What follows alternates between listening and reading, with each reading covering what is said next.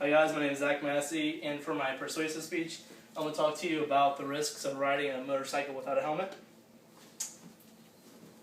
It's never easy to see a friend in a casket, but especially when their death could have been avoided. There have been 2 times in my life where I've had to say goodbye to a friend just because they chose not to wear a helmet. Most of us in this room know someone or are friends with someone who owns a motorcycle, and imagine getting a call saying that they passed because they weren't wearing a helmet. In this speech, I'm going to show you why I think helmets are important. I will hit on the risks, the laws, and how to promote rider safety. How many bikers wear helmets? According to advocates of highway and auto safety, roughly 43% of motorcyclists wear helmets when riding. Motorcyclists make up 4% of vehicles traveling on the roadways, and over 9% of the motorcyclists have the total traffic accident fatalities. So 9% of all traffic fatalities are motorcyclists.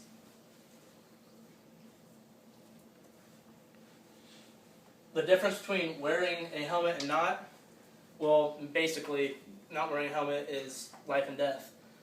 In 2012, 73% of motorcyclists killed in accidents were not wearing a helmet.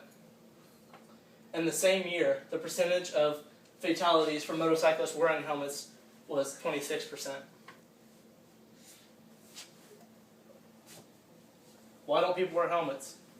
Society has made it almost unacceptable to wear a helmet.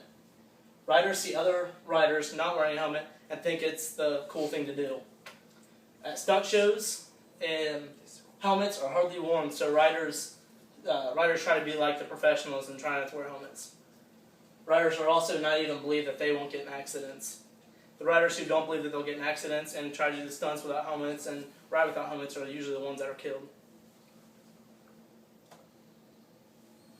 Motorcycle helmet laws. According to Bikers' Rights, the state of Ohio only has 2 laws for helmets with motorcycles. Riders who only have permit instead of a license are required to wear a helmet at all times, and riders under the age of 18, also known as novice riders, are required to wear helmets at all times. After a motorcyclist turns 18 and they have their motorcycle's license, all the motorcycle helmet laws go out the window and there are no more laws in effect.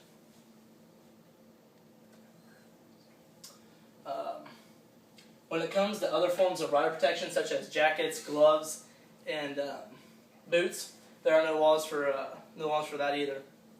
It's all about rider discretion and how well they want to be protected.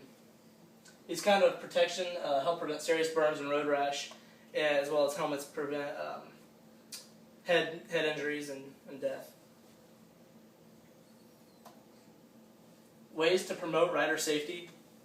According to Motorcycle Safety Foundation, the best ways to help promote rider safety is by leading by example. If riding groups all wore helmets, other riders might take the hint and start wearing helmets as well. Also, word of mouth is a big key in helping promote rider safety.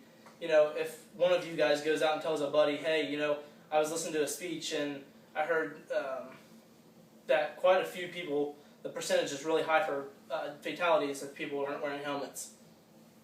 Just mentioning how important a helmet is might make them realize that wearing one is the best choice. Other ways to promote safety is by multimedia influences. Many movies, stunt movies and action movies, have motorcycles in them that they don't wear helmets. I believe that if they did have the actors you look up to and are role models, if they're wearing helmets, it might help realize that wearing a helmet is pretty cool. Also, news stations spreading stories about horrible accidents. You might hear a glimpse of a story about how someone has died in a fatal accident without wearing a helmet. But I think that if the news made it bigger about people not wearing helmets, then that it might strike somebody to like, oh man, I need to wear a helmet. Giving initiatives to riders could also be a big key in helping promote rider safety. As humans, we all like rewards for doing our good deeds, and I think that if the state or the U.S. gives initiatives to riders who wear protective gear, and especially helmets, that it would boost the percentage of the riders who do wear helmets.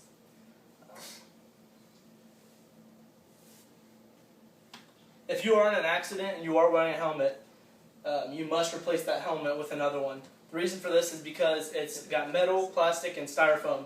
And the styrofoam will crack, and it won't necessarily break that time, but the next blow or the next impact to that helmet, it won't be effective, and it's pretty much like you're not wearing a helmet at all.